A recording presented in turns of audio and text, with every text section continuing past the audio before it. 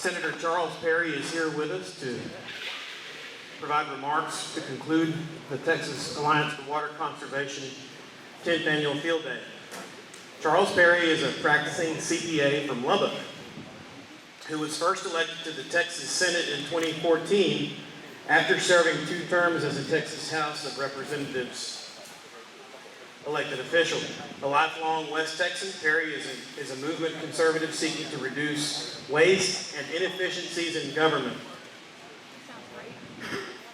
Senator Perry currently chairs the Senate Committee on Agriculture, Water, and Rural Affairs. He was the first freshman to receive a chairmanship in the Texas Senate since 1993. In addition to his work in the legislature, Senator Perry has served his community as president of the Lubbock Boys and Girls Club, American Business Clubs, Community Partners, and on the board of the National Council on Family Violence, as well as the National Teen Dating Abuse Helpline. He is also a deacon at his church, Southcrest Baptist Church. Please join me in welcoming Senator Perry as he gives us our keynote address this afternoon. It's great to be here. How many was at the Water District meeting last night? Okay, just Cody there. Okay, so y'all can probably do this for me. It'll be similar, but I'll try to mix it up just a little bit. Thought I'd give you a rundown of the 84th legislative session, the good, the bad, and the ugly, and then take some time for some questions for sure. Some of you guys may have some things on your mind. I kind of start out a little bit on a live note. I just reminded as a lady was going to church taking her 3 boys, and she gets to the door and she said, "Do you understand why we're quiet in church?" The oldest was quick to respond, "There's people sleeping in there." So that will not be a bother to me if I put you to sleep. I'm used to it. I'm not offended. I've been doing this now for about 6 years, so it doesn't bother me at all. 84th was a good session for Texas. It was a good session for a couple of reasons. In my mind, it was money in the budget to fund state priorities, and I think we got them right for the most part. There's always some things I would change if I could, but the session went very, very smooth, and partly because of money. Second was we had statewide leadership complete changeover. Lots of doom and gloom predictions coming into the session. It's going to be inefficient, ineffective, and it's going to just be bottlenecked, and we're going to be there. First time in my 6 years that we actually left on time. The budget was done early. The priorities were set and met, and so it was a pretty efficient and effective session from all accounts. Budget breaks down. Could be a little bit of a pop quiz here in a minute for a door prize, but budget breaks down $209.6 billion. Puts Texas at about 14th in the nation, the world, as far as world economies go. In the budget, you can look at it, it breaks down real quickly. Most people don't realize that we control about 80% of the budget. We control 17% of the budget. 83% is already set before we ever show up down in the session. For formulas, statutory, constitutional limits, requirements, federal laws, other things. So about 17% is all we get to do for roads, bridges, corrections, public safety, and those matters. 83% goes to other. Of that, $80 billion roughly goes to public and higher education combined. Tech ended up with about $250 million of money this session. It's the first time we funded infrastructure or capital, if you will, in a long time for the state, about 10 years almost. The other $80 billion is about is health and human services, entitlement welfare, work program, nursing homes, all of those things. So 2 line items is $160 billion state budget. Funded another $2.5 billion for tax relief for businesses through franchise taxes. Needs to go away. The tax is not a good tax. It's a winners and losers tax. Being challenged in the courthouse. Probably will lose that challenge and actually have to write a check for about $6 billion to the industry that has challenged that and should win. By my perspective as an accountant filling out franchise returns, they did what I would have done for my clients. So I think we will lose that. And so that tax itself is probably on its way out. I hope we've consistently the last 2 sessions weeded it out. Another $1.5 billion went to property tax relief for individuals. Your homestead exemption is going to move from $10,000 to $25,000. That's a vote you'll take in November. We got 7 propositions in November coming up on the ballot. There's not a one on there that I will vote yes on. They're all good stuff. 1 and 7. 7 is $5 billion for transportation funding without raising taxes. It ended diversions of gas tax, left them in the transportation division like they're supposed to be. we funded that general fund wholly we created with other money. So good proposition. 1, 7's a mandatory. There's some others in the middle there. One of them, Prop 5 is mine. I've had 2 constitutional amendments in 6 years of legislative history down in Capitol. I don't know what that says, but pretty big deal to get one there anyway, and I've gotten 2. But the one on Prop 5 is definitely rural related. The county commissioners in Garza County brought it to me. Current law, 5,000 or under population, you can have a county do work for you as a landowner, you reimburse the county for it. They were over 5,000. I moved that to 7,500 so that you don't have to hire somebody from a distance to come in and do work when the county excavator just walked by. So all of them are good amendments. Other thing that happened this session, so as mentioned, I was made water, rural, and ag chair by Lieutenant Governor Patrick. I laughed with him when he made me. I said I didn't know what I'd done to make him mad. And he kind of asked me why, and I said because water will be the most contentious thing that we faced this session. And he kind of blew it off because he's from Houston. They have plenty of water. About 2 months into the session, he called me in his office and said, "This is the most contentious issue I've got." My phone was bringing up. And we had a lot of property rights discussion. So anyway, but it was a real privilege to do. We did move the ball on water. I tell people there's 4 things in Texas we have to be working on today to be able to stay here for 20 years from now. And one of them is water. Water initiatives in Texas are probably 20 years more advanced than what people in this room would recognize. Specifically, this legislative session, we put in what's called aquifer storage and recovery legislation that allows cities or municipalities or whoever for that matter to be able to capture surplus waters during the event of rains that we've recently had and then be able to load that into the ground for future recovery. So that legislation now exists on who will be in charge of the injection side of that, as well as how we will track the monitoring coming in and out of that. Second thing we did was we actually opened up the legislation for permitting a desal, the Gulf. 10 miles desal, 10 miles out is the Texas jurisdiction. The permitting now exists for people to go into the Gulf, pull it back in, desal it, and use it in commercial or municipal uses. Corpus Christi's got a big desal plant coming online here in the future. So we're actually aggressively moving down that. But that legislation now exists. Third thing we did, expedited funding to map the brackish water aquifers in the state. We had originally set 2022 as a goal.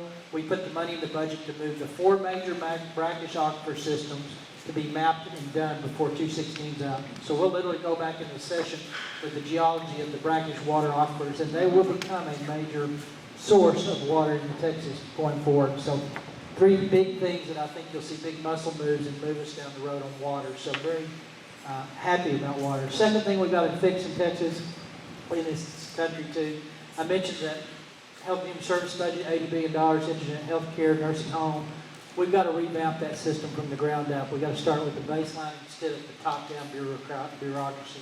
Texas needs to lead on that initiative. We need to work on that. Third thing, Supreme Court's going to give us some direction by the end of the year on public school finance, which, by the way, we funded growth in our public schools, about 80,000 kids a year, 160 for the biennium, plus $1.5 billion in addition to the growth. We're back up to where we were in 11 when we had to make those hard calls on budget cuts, but we are back there. So schools got funded up pretty whole. The funding that we're going to be challenged, or we're currently challenged, there's not a guy in the legislature that would admit that the equity piece of that, how we move money around, doesn't need to be fixed. The courts are going to give us some direction on that. We can't fix that system without a constitutional change on how we do property taxes. If we stay in a property tax system, that's not fixable with the current Constitution. So it'll be interesting to see that debate. Probably one of the most challenging debates we have. Out of those 4 items, I've talked to you 3. 2 of them are fixable today. Healthcare, indigent, all that stuff can be revamped. The water, I think, is moving on the right path. Third thing, that public school finance is going to be the biggest challenge we probably face. I'm trying to get that right.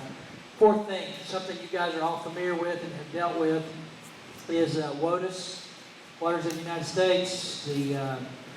It's a Clean Water Act derivative from the 70s. That one issue, as August 29th, it had been for North Dakota, would have been on top of us down here. I think we all get, I won't spend a lot of time, but basically it puts every kind of pond of water in your region subject to federal jurisdiction if they can connect the dots under what's called significant nexus. Texas is not exempted from the law. North Dakota and those states had standing. They got it done. Texas wasn't in there. Don't ask me why. I think we dropped the ball. Honestly, I think we fell asleep at the wheel. But the groups in the state are actively pursuing other lawsuits with other groups. Need to pursue that, stay after it, defer, delay. The good thing about federal government is it moves slow. So hopefully we get this guy out of 16 and have some common sense come back into the legislative process in D.C. and get some of the bad stuff undone. CPP, Clean Air Act, Casper, cap and trade, as it's been referred to. There's an agenda at the EPA level of coming after our energy sector. Right now, as it stands, probably 16, 17 will be facing us as a state. We've deferred it, fought it. It's here now upon us. If that act goes through, 50% of your coal plants in Texas will be shut down. The economic impact is about 20% cost of inputs to farmers, consumers, industry, ag, you name it, it impacts everybody in this room again. Understanding Texas meets or exceeds every noxious gas, every energy sector parameter that EPA has put out. Since '99, we've put $17 billion of infrastructure through ratepayers into our energy cycle, our energy grid, our pre-energy production. So that is out there, it's coming. We're going to have to continue to just push back and fight and hopefully win that battle. Third Department of Interior. We laugh at the chicken, lizards, and minnows. Chickens are now off the list, but the lizards and minnows are still there. They have a direct impact on our rangeland as well as our water systems. And there's 172 or so of those critters that are left that will impact farming, ag, and ranching, and hunting, and oil production, and fossil fuels production. Consistently got to push back on what's going on, hopefully get out of 16 with a different group. Those are huge. Let me tell you what those are clearly that's a symptom of a bigger problem. These are agencies that are making laws. These are agencies that have bypassed our legislative process. And our legislative process has remedies for agencies out of control.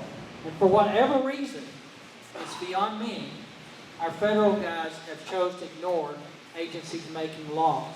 So you had EPA on this WOTUS issue, making law, not rules for laws, but actually making laws, and more importantly, advocating for laws rather than just supporting the implementation of a law. And that's where they crossed over, and that's why they're probably going to lose their court cases going forward, because they became an activist and an advocate for a law and not a rule. In Texas, I don't care if you're a horse racing lover or not, recently you saw where we hired the purse. We zeroed out the line item for racing commission. We didn't do it because we didn't like racing people. We did it because during interim last session, between when we went last and when we went in the meeting, the racing commission came out and made a law. They said it wasn't, but it effectively was the expansion of the law. And we told them not to do it, and we zeroed out their budgets. You know, the quickest way to get an agency's attention is to zero out their appropriations. You usually get conversation started. We got it with those guys. They still refused to pull back. As of about 2 weeks ago, they recognized they were not going to have money in their budget to do what they needed to do. They reneged and pulled the law back, and now they're back under the fold. The reason that's important is principle. We have separation of powers built in our republic form of government, where judiciary does its thing, legislature does its thing, and executive branch does its thing. We still go by that in Texas. We're a little strange like that. We don't change things that are working. Federal level is out to lunch. So that's what the bigger concern is about what's going on up there, is when you have rogue agencies, interiors, EPA, and those guys doing their own thing, bypassing the elected officials that you and I can talk to and say, you're doing the wrong thing. That's the danger we are in today as a federal side. So that's the bigger symptom, and that's why it's important to stay engaged in the process. The social issues, we did a Pastor Protection Act, where those guys are not going to be held liable or arrested for doing their religious conscience, religious liberties, not bearing same-sex marriages.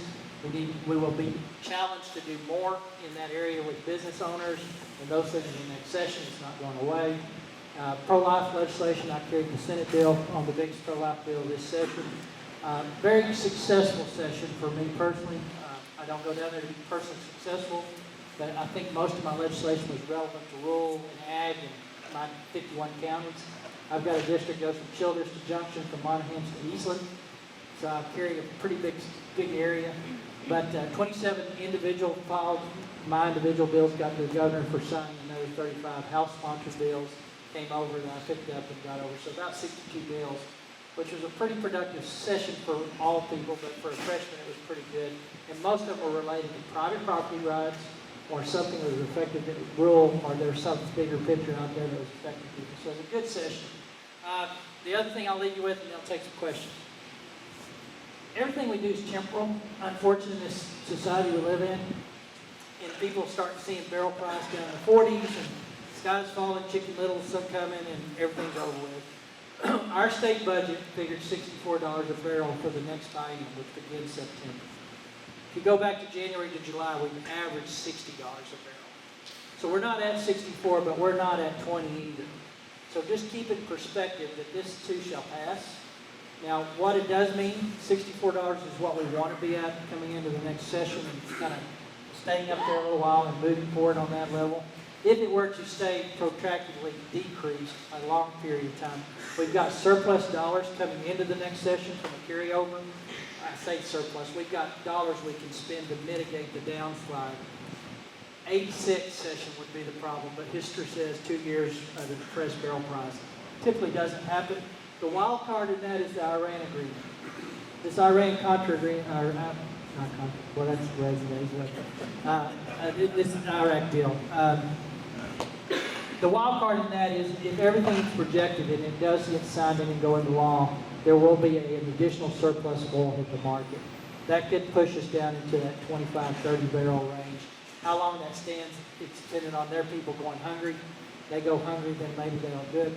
But that is the wild card, I think, in my mind, from a Texas budget standpoint, because a lot of our stuff is tied to oil and gas. So we'll see how that goes, but just to kind of leave you with the idea, just because it's at 45 a day, it's been there for 30 days or whatever, it doesn't mean the state of Texas is in the tank. We'll have some attrition and start pulling back some state budget ideas. So it's not the end of the world, but we'll see where it plays out. Iran, this agreement deal is a whole different discussion for a different group. But, that is a wild card that we can't predict. With that, I'd love to take a few questions. We did a lot of good things on water. I think the challenges in the committee for water will always be property rights.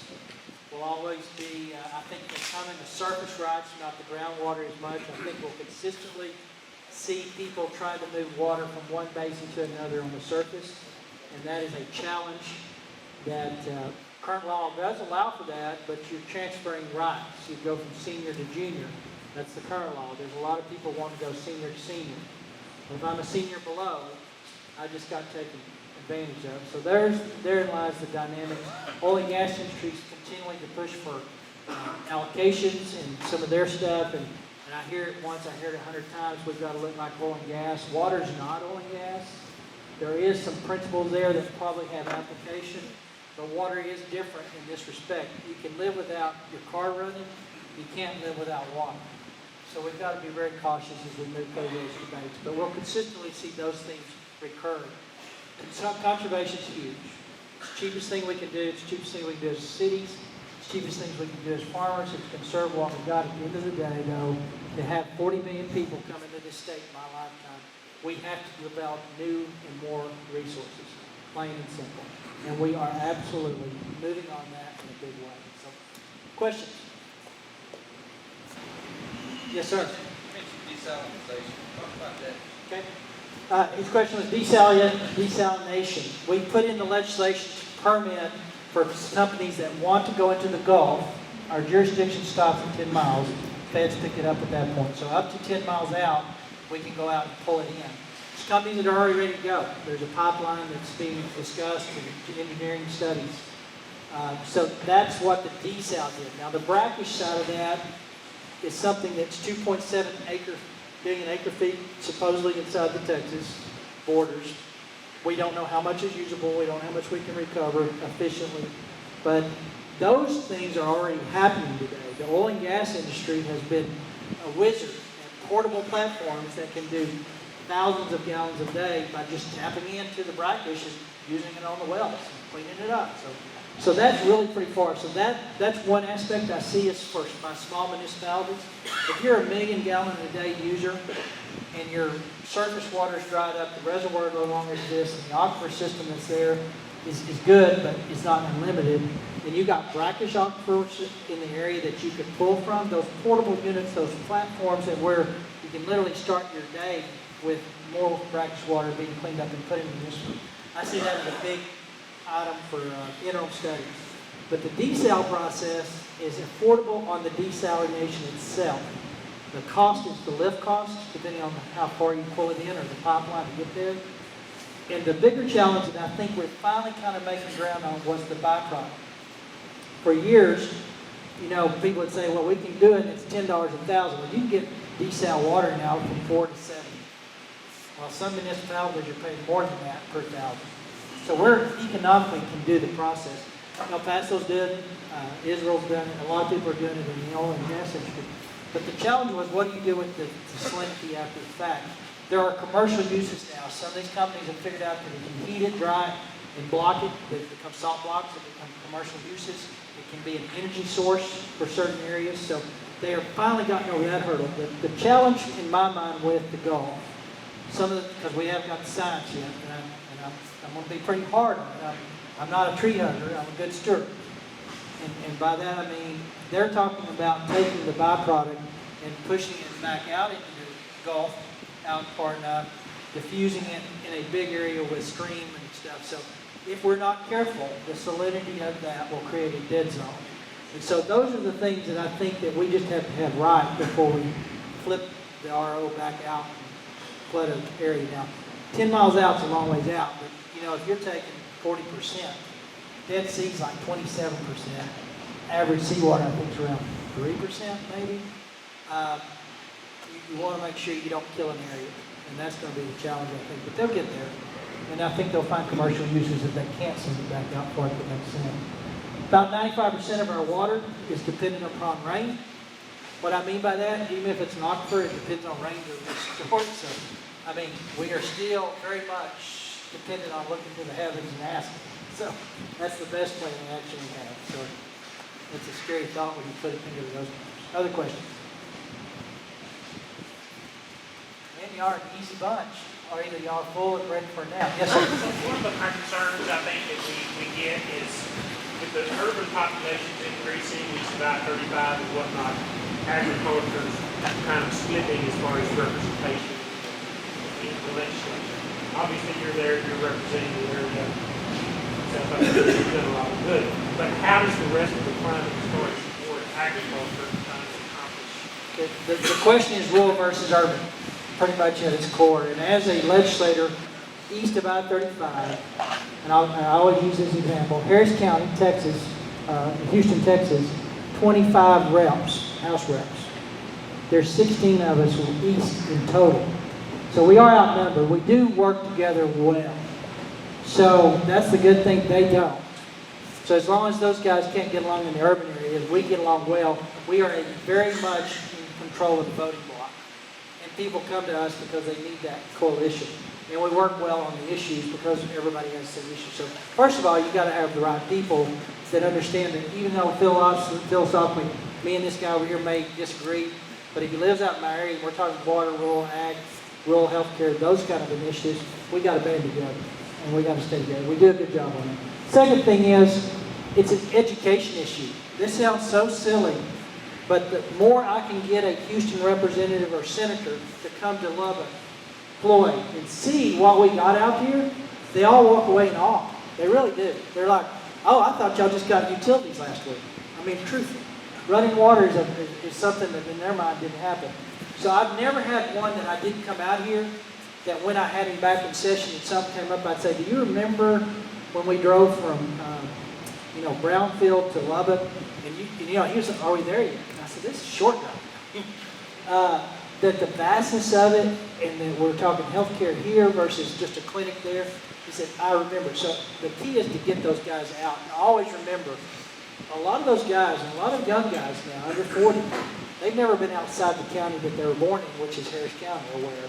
So we always got to get those guys every opportunity to come out as groups. If you can have those guys come out and visit with you, come out and encourage them and show them around. So that's the second thing, is education. Third thing is, and this is where we always, as our side, can always win the battle.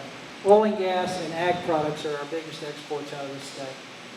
And so, as long as we maintain that much control over the budget, and we do, in dollars spent, we will always need rural healthcare, rural roads, rural schools, to actually keep people out here that develop and do that stuff. So we need to remind them of the economic process. And usually when you do that, and just to say again, I don't think there's anybody down there that gets up there and goes, I hate rural Texas. I haven't met that attitude. We're all pretty good in Texas. We all work pretty well together. But I haven't found that guy that's just got it in for us. They just don't know. And every time we're able to show them what goes on out here, they get a whole different perspective of the challenges that are different than theirs. I don't want their challenges. I don't need their 10 million people to have to figure out how to make everything fit in an area that's a lot smaller than our area. I don't want to be that close. So it's just education, get them abreast, remind them of why we're important. And so far, the state's shown a willingness to do that. And we've got good people in the region. From Amarillo down to El Paso, there's good rural representation. Others? Any other questions? You don't have one? Well, I appreciate you guys, what you do, taking the time. I am asked, and it kind of goes back to a little different area, but everybody wants to know who I'm going to vote for on the national ticket. If I do, I would tell you.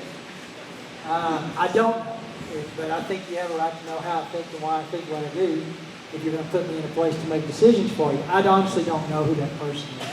I think the debates will help clear that out. I think tonight will be a pretty good debate to kind of begin to set the wheat and the chaff apart. But it's an interesting deal. It's lucky we got challenges for sure. And we have differences and diversities to choose from. But I do tell people when they ask, and this is not cliche, this is who I am. You need to seek out a guy or a person that has an obedient fear of God that they have to answer to every day for their actions. And at the end of the day, that's all they're worried about. Unfortunately, I think there's a few people in this mix that do that. And if you make that the right decision and not a pocketbook or an agenda item, personal agenda item, all the other things that we got in this country that are screwed up and going wrong right now will self-adjust. But I do think that you've got to look for the character of the individual that believes in those things that we believe out here first. And then hopefully they're competent, capable. Now that's where you start separating the field. That's where, the first part of the decision, we pray over and get the right answer. The second part, I don't know how you judge that. But truthfully, you need to kind of use it, at least that's how my personal standards can be. And I think we've got some real choices that can fulfill that role, I hope, out of the group that's in there. So with that, I'll leave it alone. Thank you for your groups. Stay engaged as groups. It's screwed up as the legislative cycle is at the federal level. In Texas, we're not perfect, but if enough groups with ag interest or water interest or property rights interest started wearing out your legislatures and reminding them that they can't shut down the process through the purse. And you understand there's consequences to doing that when you do it. But it's important to do it when it matters, and this matters. That it will make a challenge, but there's one voice you can't impact. And so all the groups, Farm Bureau groups, all these groups that you belong to, you need to be pushing them at the federal level to stop the process long enough to get us into C-16 and pass what we've got going on. I appreciate you guys, and thank you. Texas size budget. Who's got the Texas size budget? How's big our state budget? How much? 10 billion too much, 209.6. How about, how many acre feet of water do we have? 11,310 million acre feet. How about, let me re-ask, brackish water to develop? No. How about, how much do we spend on health and human services? Well, I'm reminded of Moses. We all started out as basket cases. So how big is the Texas economy in the world? Who said that? All right, there you go. All right. Thank you, guys. Appreciate it.